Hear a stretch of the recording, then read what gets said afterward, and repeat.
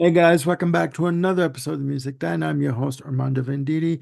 Hoping you guys are having a good day and that you're looking after yourselves and one another. Today, Mr. Bill Schuster and I, or as I like to call him, Mr. Elton John, due to the hat, are going to be having an album discussion on this album right here. Forgive my stubby little fingers. It is this release right here, Renaissance, Scheherazade, and Other Stories, their 1975 release. Some people would call this their definitive album. That is what we're here to discuss. All right. I am myself, just very quickly, and before I talk to Bill, I am pretty new to Renaissance. Featuring lead vocalist Annie Haslam, fantastic lead vocalist, beautiful, ethereal, angelic vocals. Um, but again, I am very new to the band. I have a few of their albums. Uh, this one being one of them, and we are going to discuss our thoughts on this album.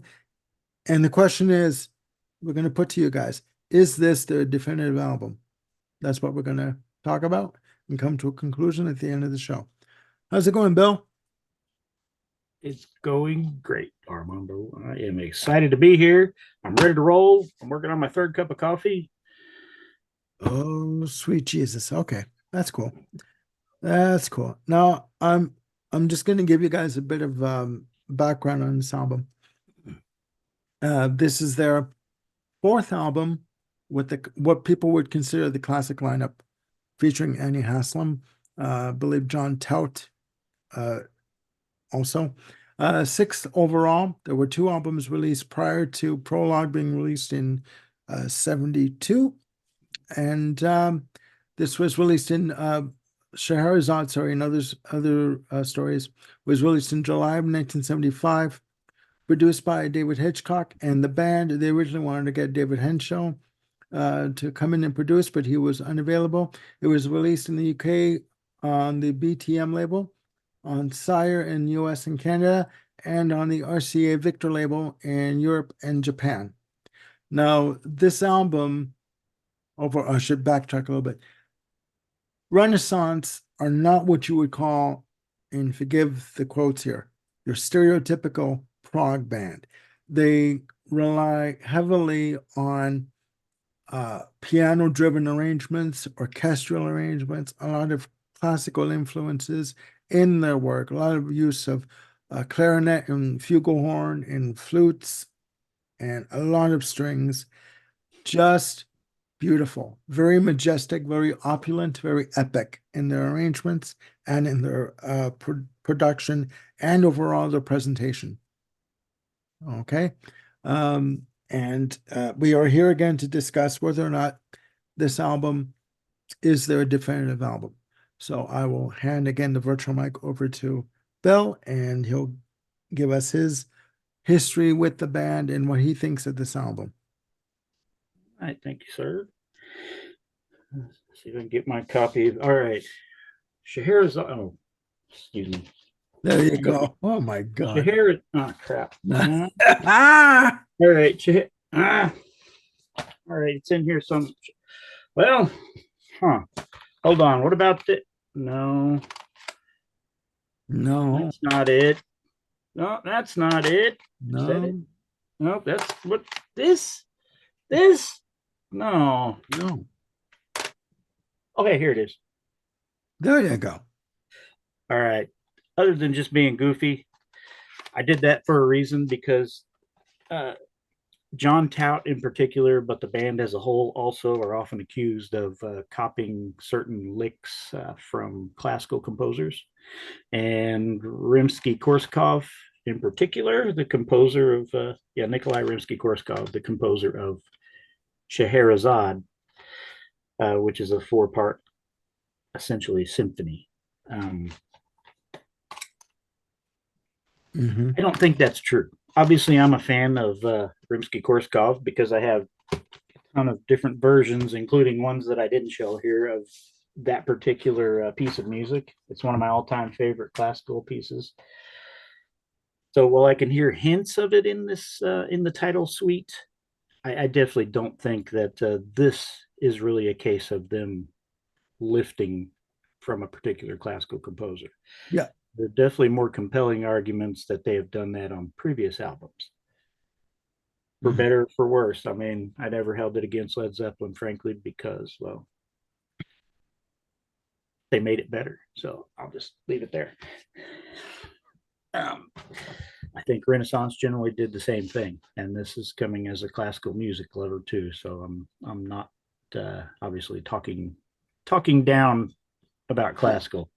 Of course. Um, I appreciate symphonic music a great deal, and as Armando mentioned, these guys pretty much are the classically inspired prog band. Basically, they're not Yes, they're not Genesis, they're certainly not King Crimson or Rush or anything like that. Mhm. The keyboard, yes, is very important. John Tout, as a player and a writer, also is extremely important to them. His melodies and just the sounds he gets from his piano primarily are Mhm. very important to the sound of this band. John Camp, as a bassist, is also I think a lot of people who are hardcore fans of this band and appreciate bass players know how good he was or is. I don't Mhm. know if John still plays. Um, but yeah, he's definitely an unsung bass hero, but he kind of gets lost in the shadows of this band because he's not the centerpiece of the bands, like, say, Chris Squire and Yes might be, or Geddy and Rush, you know. Mhm. Mhm. But instrumentally, he's no slouch. He's not just some backing musician. Uh, Yeah. Mike Dunford, of course, he is the primary musical composer for this band throughout their classic era here.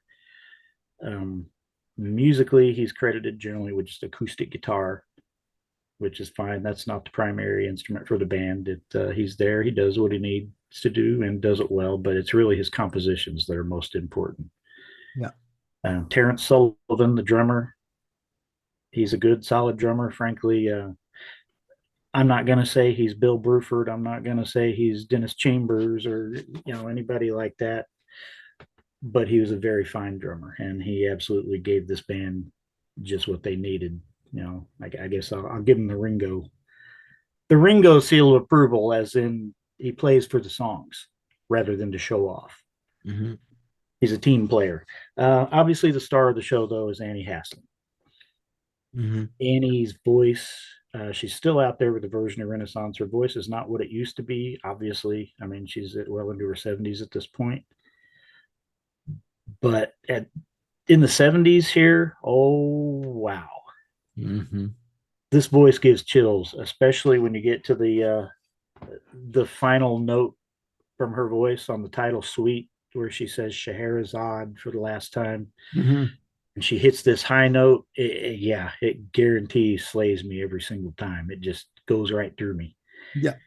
Uh, I'm not sure if that's an F sharp, but it's damn near if it yeah, is. If it isn't, sorry. Mhm. now that's she's not all showy though. She has a lovely emotional quality to her voice also, though. I don't Mhm. want to say she's just some unemotional diva. She's absolutely not that. She also serves the songs well.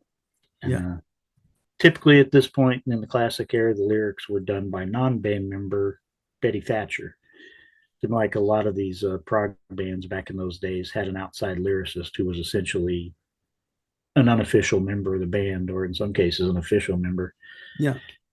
Um, but yeah, Betty Thatcher was very important to this band back in the 70s. The album starts out with a trip to the fair, which of course it's credited to Mike Dunford, Betty Thatcher, and John Tout. There's been some question how much John Tout was involved in the songwriting of this song, but it's here on this original album, so I'm going to give him all the credit he's needs Yeah. because the piano is a heavily featured part of this song. Very dramatic piano. Yeah, I'd say it's the most important instrument on the song. It sets the stage. A trip to the fair, of course, being about. It was written when Annie started going out with Roy Wood from the band Wizard, from Electric Light Orchestra, The Move, and all. To the best of my knowledge, they're still married to this day. but their first date they went to a fair which was closed, and it was empty. And she mentioned it to Betty Thatcher, and Betty Thatcher took it and ran with it, and it became this very creepy but beautiful song. This, and of course, there's Annie's laughter in that song. It's almost ghostly, but apparently Very it was, eerie. Yeah. yes. From the story is that it's accidental, that there were multiple takes of her screwing up and cracking herself up by making mistakes. So they took that laughter and combined the different laughter takes into what became that ha ha ha ha ha ha. So, Yeah. which is kind of cool. But yeah, overall, this is probably my second favorite song on the album. It's a great opener. It really sets the mood. The Vultures Fly High. We're back to Mike Dunford and Betty Thatcher. Yeah. It's a more upbeat song. It's kind of talking back to their critics, those who even dared notice them at this point. I mean, they were a fairly obscure band outside of the U.S. East Coast for the most part. Yeah. Um, but the Vultures Fly High, it's a fine song, but it's definitely my least favorite of the four on this album. If It's I had to kick one off the island, it's the yeah. Vultures Fly High. It's got to go. Yeah. Ocean Gypsy, another Dunford Thatcher song. It's also been covered by Blackmore's Night. For those of you who know Candace Knight and Richie Dark Cloud Blackmore, Yeah. I rather like Blackmore's Night, but and their version is nice, but it doesn't touch the Renaissance original. Hmm. Hmm. Uh, I agree. Now, Ocean Gypsy it's a very lovely song. And again, haunting. Haunting is a word I use a lot with this band. Yeah. Um, Yeah. I would agree. I would agree 100%. Um, well, I rather enjoy Ocean Gypsy. I love it while it's playing. I'm already when this song is getting going, I'm already thinking about side two because that's where the moneymaker is. That's where the track is, and I think this is probably my all-time favorite side length progressive rock epic by anyone. Better than Close to the Edge, better than Thick as a Brick, better than Supper's Ready, better than all of them. This one just really hits all the right notes for me. There's lots of mix and match credits here between John Tout, John Camp, Mike Dunford, and Betty Thatcher. If you look on the original record, there are multiple 1, 2, 3, 4, 5, 6, 7, 8, 9 sections listed of this song, each with different writing credits, mix and matches of those four people. But it all comes together nicely. It doesn't sound like some patchwork mess that people just put together. It's clearly meant as one big composition. So, however the credits are, it doesn't matter. They were clearly working as a band here. yeah. Um, Oddly enough, this is one of the rare songs that Annie Haslam shares the vocals with. John Camp also does some vocals on this, which is very important as they kind of play these characters. Um, the story itself, of course, is from Scheherazade from 1001 Nights, classic Arabian fairy tales, basically. Hmm. And you really get into the lyrics or get into just that whole ancient story. It's really a pretty horrible story. It's made to be. I mean, the music here is romantic, and it's this big soaring theme, like you would expect to see in some really epic Hollywood romantic movie. Yeah. But you get into the story. I mean, this is literally a sultan who takes a new bride every night, and when he's done with them, he has them murdered every single night. Scheherazade comes along and tricks him, and she tells him a new story every night for 1001 nights Hmm. to keep herself alive. Hmm. And eventually they fall in love with each other. Now, to me, that's pretty damn disturbing. I get the trying to keep yourself alive part, but I'm not so sure there's anything romantic about falling in love with a monstrous serial killer. Yeah.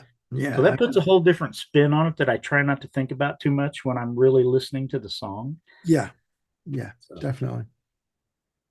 but yeah, musically, it's gorgeous. There are long instrumental passages where, even though Annie, of course, again, is the star of the show, very much the band and orchestra are. I'm trying to find. Yep, it doesn't say which particular orchestra was used here, and I don't recall right offhand. It just strictly said orchestral arrangements by Tony Cox. Yeah. So have to come back to that one later, apparently. But anyway, yeah, the orchestra is a very important part of this track as well. Yeah. And they really bring obvious classical instrumentation, which is not normally a part of the band's sound. Hmm. That the long instrumental passages actually help to emphasize Annie's voice when it comes back in. Yeah. It's like you develop a certain hunger for it, I guess, and then it comes back in. It's oh yeah, yeah, that's it. Um, yeah, her voice is very distinct. It's kind of addictive, really. Yeah. But it's best that they put this song on side two. They let it close the album, and that final note really was right there at the end of the song because it would be hard to top that finale. Yeah. Definitely. Definitely. Here's the back of the album cover, by the way. Hmm. Mine's a little dirty. This is the one that has been in the family since the 70s. So this is from Yeah. my parents. I've had it many years, though. Is that a Sire Records release? Yes. Okay. Yeah, here's the inside sleeve with the band. Yeah. Lyrics on the flip side. Yeah. Wonder, let's. Nope, doesn't say which orchestra Yeah. No. on the inside either. Yeah. And for the record, most like 90% of the progressive rock bands in the 70s did a sidelong epic track. Yeah. I think that was like mandatory. If you didn't have one, you weren't progressive rock, for God's sake, or considered progressive rock at some point in your career. Um, I but did want to briefly mention this thing too, though. Before Mike Dunford died, I believe it was 2012, he died. This is from the tour the previous year. He and Annie were touring with a version of Renaissance together, and they put this out in which they performed the entire Scheherazade album as well as the entire Turn of the Cards album, plus a new song at the time, The Mystic and the Muse, which is also a really good song. mhm. Annie's voice, again, as I mentioned earlier, is 2011, so her voice wasn't quite 1975 form, but it was still damn good. Yeah. And if you really like this album, this band, this DVD is absolutely worth seeking out to see and hear this performed live. So Okay. highly recommend this if you're a fan of the album. Okay. I should try and get that. Big surprise, right, guys?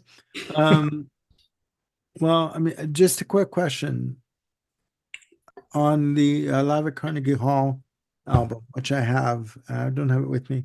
Is Scheherazade, Song of Scheherazade on there?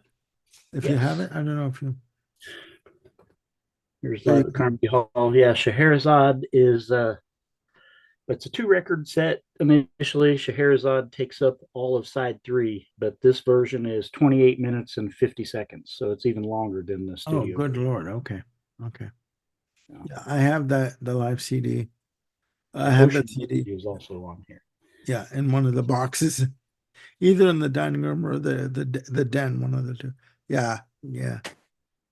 Yeah. Classic live album Oh, pictures, man. I'm telling you. ton of great pictures on Well, here. guys, I'll give you my opinion on this album. I think it's fantastic. There's no doubt that Renaissance take their lead from heavily, classic music classical music influences. Sorry. I mean, A Trip to the Fair is just haunting. I mean, very dramatic piano chords on that, lush vocals from Annie Haslam, and just even the the chorus vocals, like in the choruses and stuff, very ethereal, very eerie, haunting, and It's fine. It's a fantastic piece of work. It's very, forgive me for saying this. It is prog, but it's not, again, typical prog. It's not, it is not King Crimson, Yes, or Genesis. And I'm not knocking those bands at all. Okay. But I do think that I think that Renaissance take prog um and serve it up to another level, right? And as long as you're willing to accept the heavily piano driven compositions, you're good to go with that. I do agree with you. The Vultures Fly High is a bit of a standout on the album. It's the one track that really doesn't fit on the album with regards to the rest of the other music on the album. Ocean Gypsy, fantastic, fantastic string arrangements. You know, the orchestral structures or ethereal synth passages from me on this track, just great. Again, very piano driven, sweeping piano chords. I mean, just amazing. And again, great choir vocals on this. And I love the clarinet that's used on these tracks and the flugelhorn. You know, or what sounds like a flugelhorn to me. Now, when you get to the centerpiece, you've got Supper's Ready, right? You know, but I mean, this track is just a monster, okay? From the composition to the arrangements to the whole production, just amazing. Clocking in at a massive 24 minutes and 38 seconds. Okay, just like from the beginning with the fanfare, with the horns and the trumpets and the grand epic piano intro on it. It's very cinematic, very opulent. That's one word I also use. Very opulent. Um, and I also hear use of vibraphone on these tracks. I don't know if you can hear it. But do you hear vibraphone on it or Are you talking on just on this track in particular, on the title? overall this whole album really? I'm not sure. Now you got me curious. Maybe because I'm listening to Frank Zappa too much all the time now. Like most of the time, I hear Ruth Underwood. I keep thinking of, keep thinking vibraphone. But I hear that. Like if it's not vibraphone, they've come up with it does sound a lot like that they're using vibraphone. John Tout is credited with just keyboards and vocals, so I mean that leaves it wide open there. Yeah, it does. It does. Obviously, that means it's more than piano. I mean, as I was saying, you've got the introduction of fanfare, you've got the betrayal, with the choir vocals and the use of the fantastic lead vocals, the use of trumpet and clarinet. Again, only two coffees, guys. Almost operatic choir vocals that come in on the track, just great. And a lot of grand piano runs on this track. Then you have the Sultan you know, um, nice piano intro on that. Again, with the use of flutes and the flugelhorn. The love theme, written by John Camp, just great, beautiful vocals, clarinet and symphonic strings on that track. I mean, it's amazing. It's amazing. The young prince and princess, as told by Scheherazade, you know as again all these little sections, these musical pieces are like 38 seconds to like 4 minutes max, right? But it's all one segue. It's just great. It's very grand, very epic, very broad in scope in terms of the production, right? And it's done very seamlessly, very beautifully. uh you know, the festival preparation, piece. Very subtle flute and acoustic guitar and piano on that. And fugue for the Sultan. It's all fantastic. Um, as a piece, I think, with the exception of Vultures Fly High, I think this album does work as one cohesive piece. I don't think you can I don't think you can take one track and just listen to it and get the full scope of the album. I think you need to sit down and listen to the album as a whole and and, and get the whole scope of the album and the significance of all the arrangements that go into this. This is quite sophisticated, and quite dense and textured. I think it's a fantastic album. Um, and again, on the finale with Annie hitting that final Scheherazade vocal. Yeah, it's very haunting, very chilling, and very beautiful, right? Now, to the question, ladies and gentlemen, is this their definitive album? I'll pass the mic over to Bill. All right.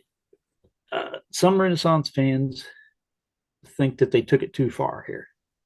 They Really? prefer a turn of the cards, uh, or ashes are burning. Um,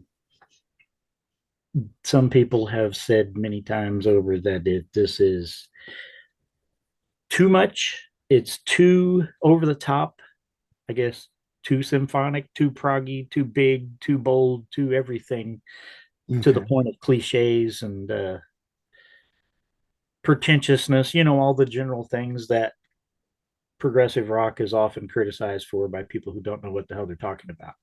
Okay. But this is coming from supposed fans of the genre. So Okay.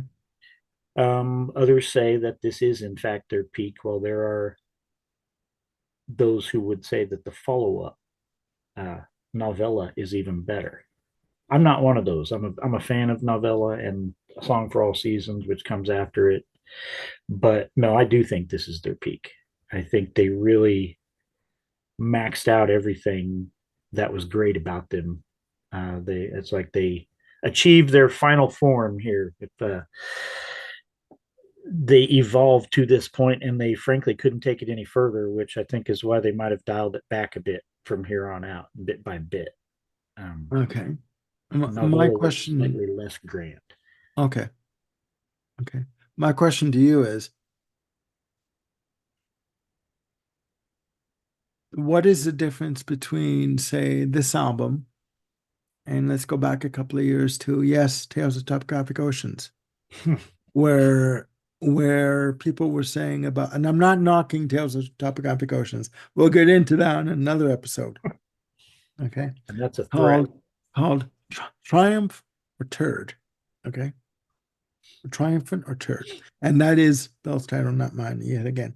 Now, people would say that people have said that that is Yes's magnum opus. What is the difference between that album and, say, this album?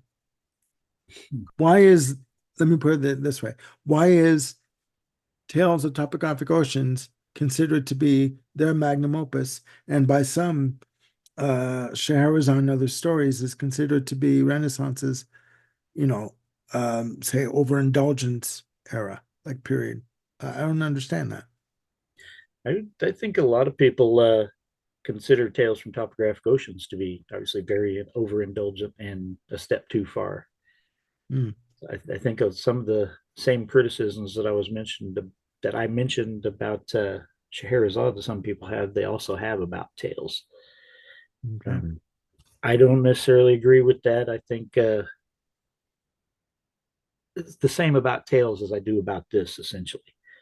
I don't know that I necessarily call Tales my favorite Yes album, but if not, it's very close. And I do think they hit a certain kind of peak there. Again, I use that phrase maxed out for Scheherazade. Yeah. And I think Yes really maxed out everything that they were at that point on Tales from Topographic Oceans in the same way. Okay. I mean, how much bigger are you going to go than four songs spread over two records?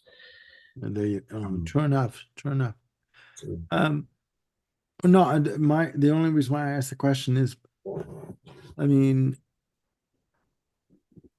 my point that I was trying to make was that one band looked at being overindulgent and another band being looked at as genius for basically doing whatever the hell it is they wanted to do. I mean, it's still progressive rock, right? It's still progressive rock music. So, um, but okay, in my opinion, is this their definitive album? Yeah, I think so.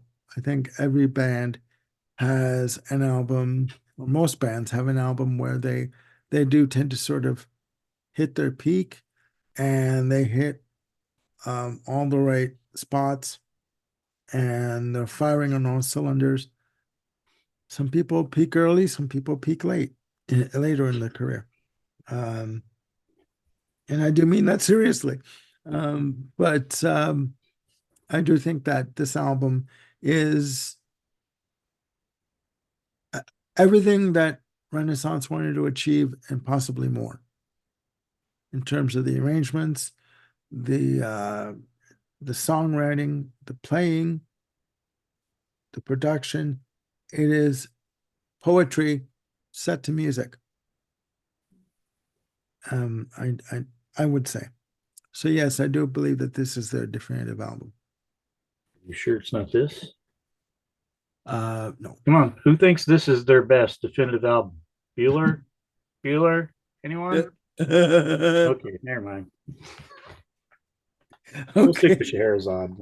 Check out that 80s hairdo. My God. Yeah, yeah. Talk about a whole new direction. The '80s were interesting times for musicians from the '70s. Ladies and gentlemen, this is where Renaissance turned into Berlin. Yes, yeah. I have Berlin's first album back here too, I so we can can do a tell. comparison. I know you do. I know you do. Good old Terry Nunn. Yeah. So there you have it, guys. Um, Renaissance, their definitive album with songs from Scheherazade. Scheherazade Other Stories. Sorry, guys. It's been one of those days, guys. Um, so please put down in the comments down below what you think. Is this Renaissance's uh, definitive album in terms of their musical output? You know, other albums earlier, Turn of the Cards, Prologue, you know, there's no right or wrong answers, just opinions, right? So I want to thank Bill Schuster for joining me on this episode. And, you know, because I know that Bill is a major fan of this album, as you can tell. And yeah, again, please give us your opinion on uh, Scheherazade and Other Stories. Is it, again, the definitive album? Yes or no? So that's it for now. I want to thank you all for joining us for this episode. Please click like and subscribe and hit the notification bell to keep yourselves on top of any new content that I've got coming up. We will be back soon with another new music discovery episode on Concrete Blonde. We're going to be talking about the second release, Free. And we're also going to be doing another new music discovery topic with the Tea Party with their major label debut from EMI called Splendor Solace. Bill has listened to the album, what, once or twice already, or Twice. twice? And he's going to give us his take. I'm a major fan of the Tea Party. I know them inside and out with their catalog, but this is Bill's opportunity to give us his opinion on the band and what he thinks. All right. So that's it for now. Again, please look after yourselves and one another, and we will see you soon again with another episode. Bye for now.